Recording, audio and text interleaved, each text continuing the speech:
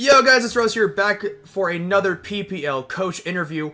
I am joined with NecroStevo, and I am super excited for this, guys, because this is what I like to call a draft veteran.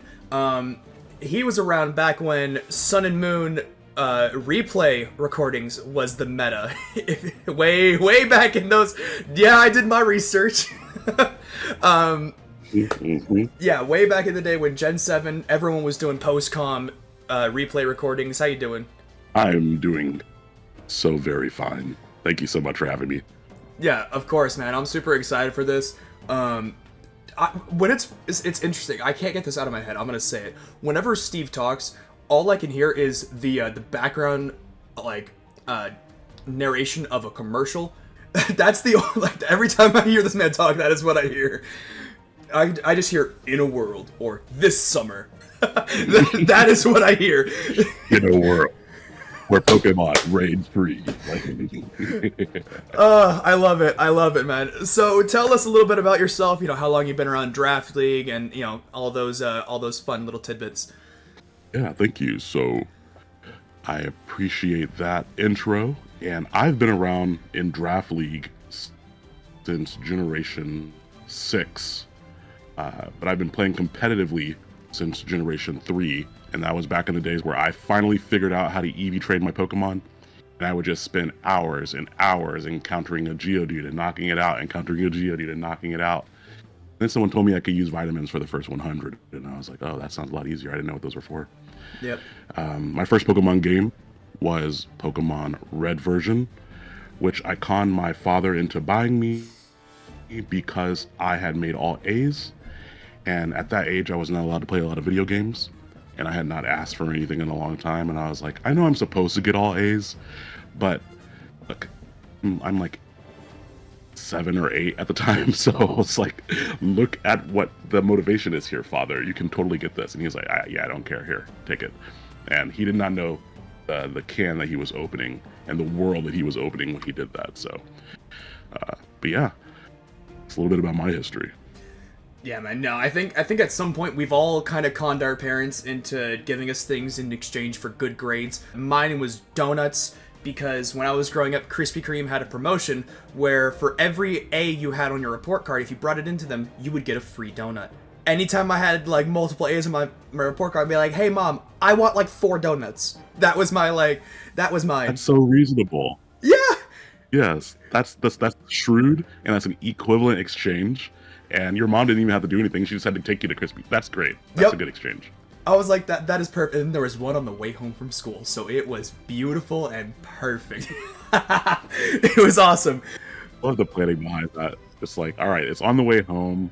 Like, let's look at this in a efficiency manner, mom. Do you want to do something else later, or we can just do it this way now? Yeah, and that's how parents are, though. And I think the parents have a huge opportunity, like with things like that, to really instill something. Because, like for Pokemon, for example, yep, my parents to this day are like, "Are you still playing the Pokemon?" And it's kind of your fault that I'm still playing. So yeah, it's not me either.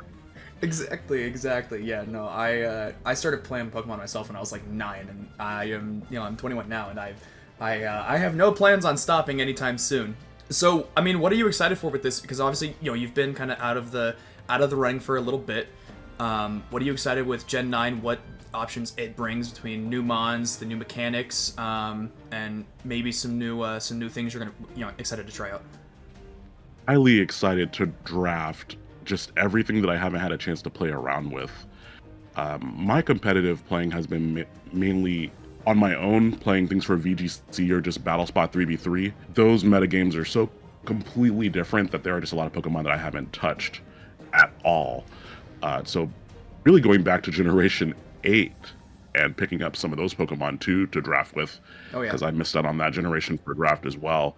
But Terrestrialization I really like because it gives Pokemon that are less used an opportunity to be used in more creative ways. Yep. And that's generally my kind of play style. Like, okay, what is someone not going to expect? We're going to go in that direction. And then I wanted to hit the field and have them go, I don't really know what this thing is going to do. So there's a lot of Pokemon in Generation 8 and 9 that fall into that basket.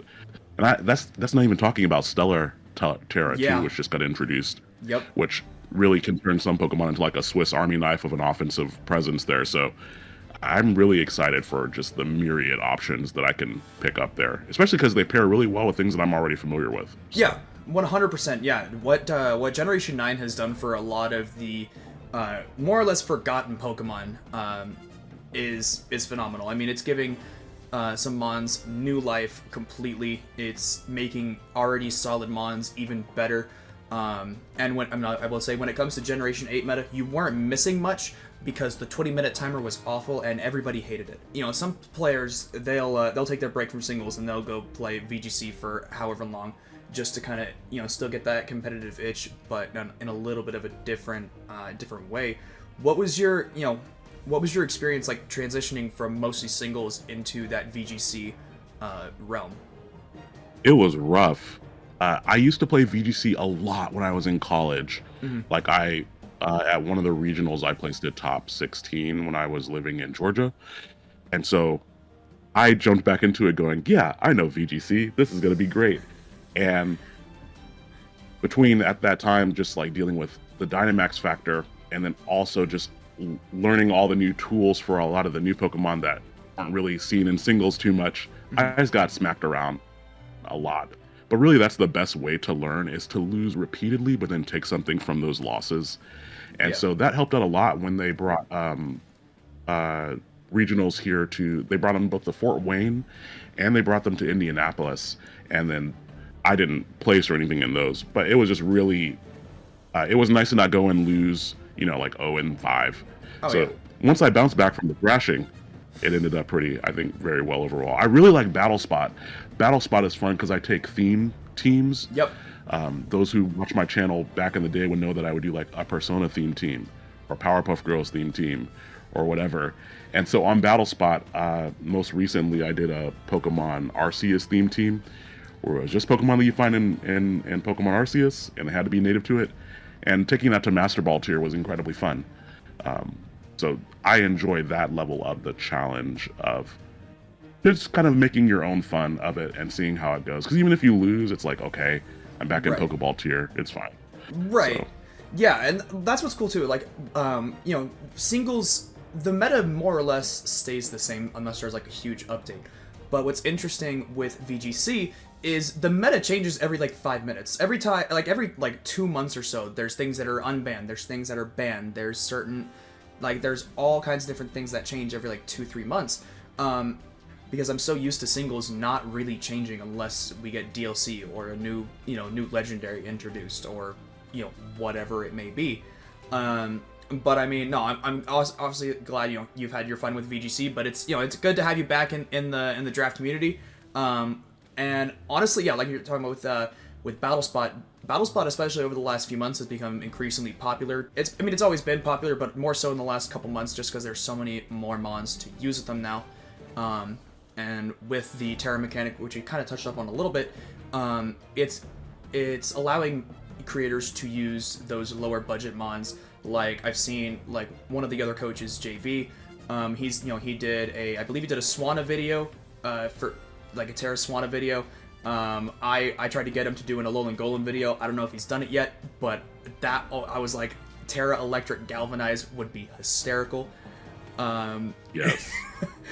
But you know, there's a lot of, you know, lower budget mons that have, you know, like we talked about, gained some new life, and I'm super excited to see the different ones that are used this season. But what is something that you're looking forward to this season?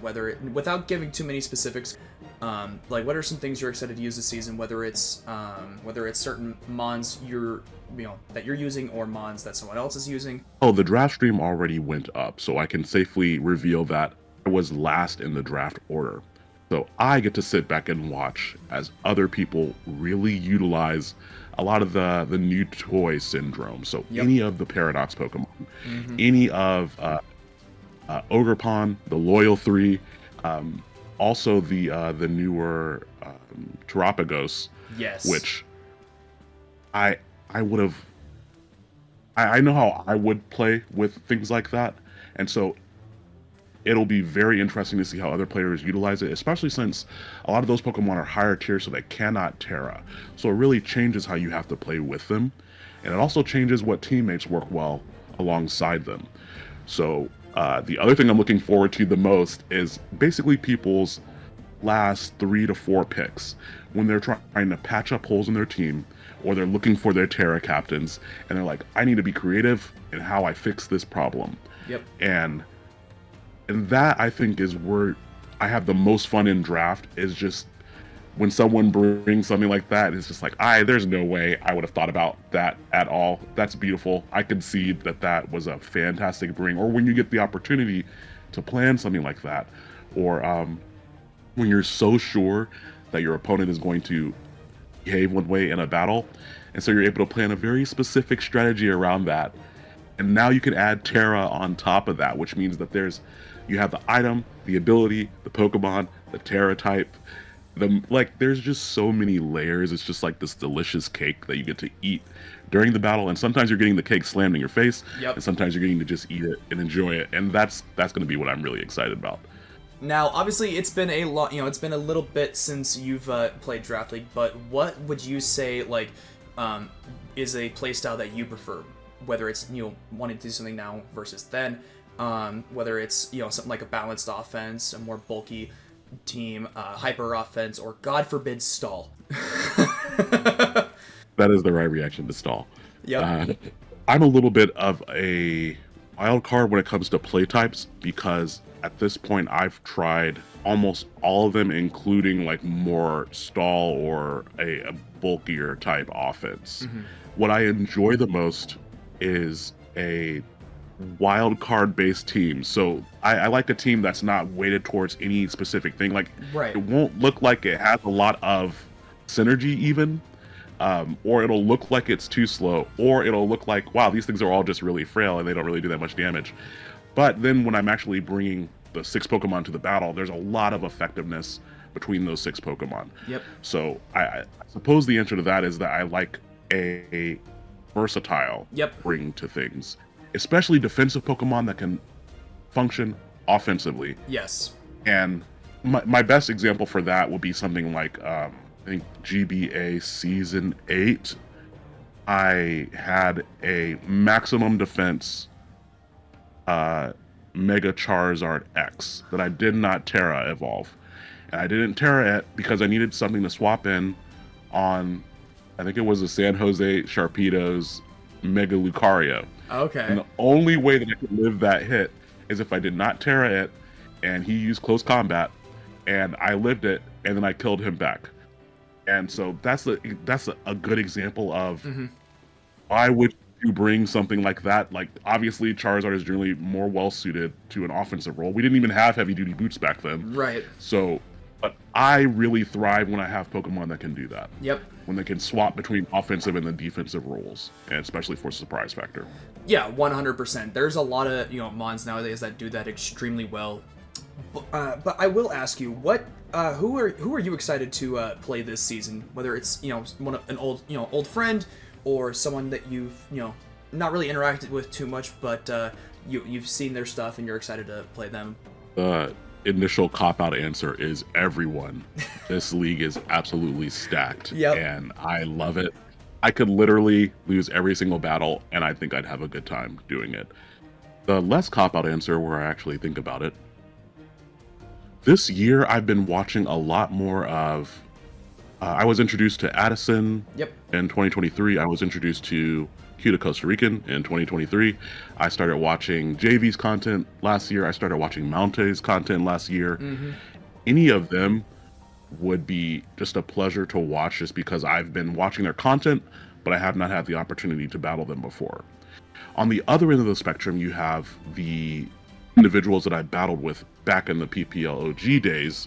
And so it would just be great to kind of jump back onto the battlefield with it could be Onesie or Shroom Raver. Even Ellie, I got to battle her before. And so that's why it's hard to answer. There's not really one person. If I had to pick one right now, I would pick Mounte. Yeah, I would pick Mounte just because he was the first of the newer faces that I started watching last year. And by watching him, then I went, okay, I need to go and I sub to these other people that he's battling against. and so he was kind of the linchpin for that. So I would pick him.